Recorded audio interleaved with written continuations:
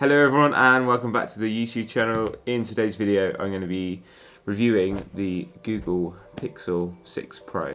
I'm going to open the box, let you know what's in it. It's the black version and it's 128 gig. So what we're going to do is we're going to unbox it today and then I'm going to go out with my daughter and we're going to go to a secret location.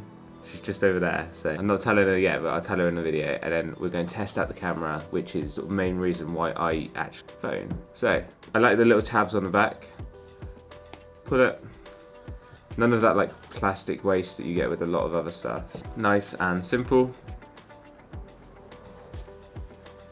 Oh, look at that. So. Ooh.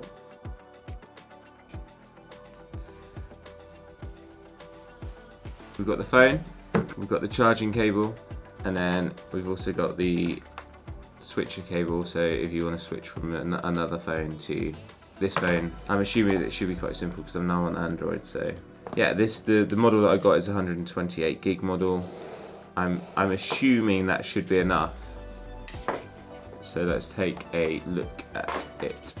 For this one we've got the 4 cameras on the back, a 50 megapixel camera, a 12 megapixel camera ultra wide, a 48 megapixel camera, 4x telephoto lens, which is that one just there, and then we've also got a 11.1 megapixel selfie camera. On the front, again, we've got the little tiny camera at the top, which is like a hole punch, which I really like and I really rate from having a Samsung device.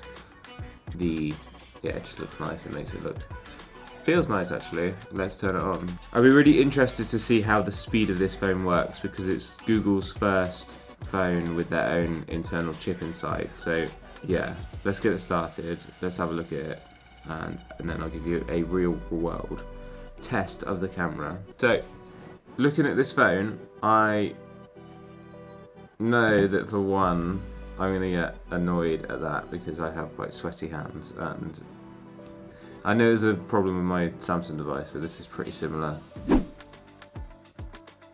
Its processor is the Google Tensor, which I said before is like the new chip. It's got 12 gig of RAM, which is quite a lot. Bear in mind my computer is about 32 gig of RAM. So I've got the 128 gig model. You can get 256 gigabyte model, and then the operating system is the new Android 12, which again, this doesn't really mean a lot to me, but like I said, I want to do it for a use case and I want to try it out and test it to see how it actually works for a camera, for a music device, like organising my life. That's like I use my phone for my personal life and my work life, and I find having apps and having a device that can work with me is really important. So I'm going to put it through some use cases, one of them being the camera, which I'm going to use today, and then also how it just helps and works with me in my life. This person here, can you get through, is called Bella.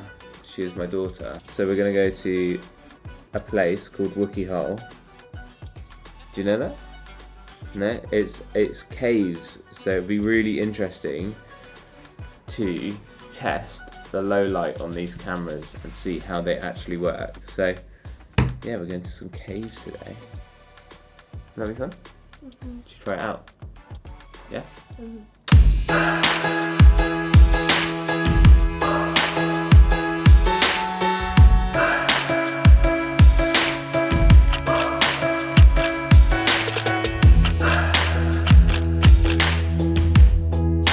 I actually genuinely have to say that I'm really, really impressed with this camera. I'm impressed with how clear the images are from like my e-commerce site. So obviously the candles and stuff, yeah, like almost akin to my camera, and it's scary but good. And I think obviously it means that there's like not really any excuse to take good photos. I'm going to do a video on it, so if you want to see that, don't forget to subscribe below, and yeah, we'll go through it. And I'll just use my camera just to explain how you can take better photos using your camera. I've been using the Google Pixel 6 Pro now for about 48 hours and I am really, really enjoying it. There's a few setbacks, but I think, yeah, it's definitely worth the money, and considering it's a lot cheaper than, say, the Galaxy or definitely the iPhone, for the use case, I really enjoy it. The first point that I really like is the usability of it. It just works really well. There's no like button, and once you figure out the gesture controls, it makes it really, really simple. A little bit like the Apple MacBook, the touchpad, and how that sort of works.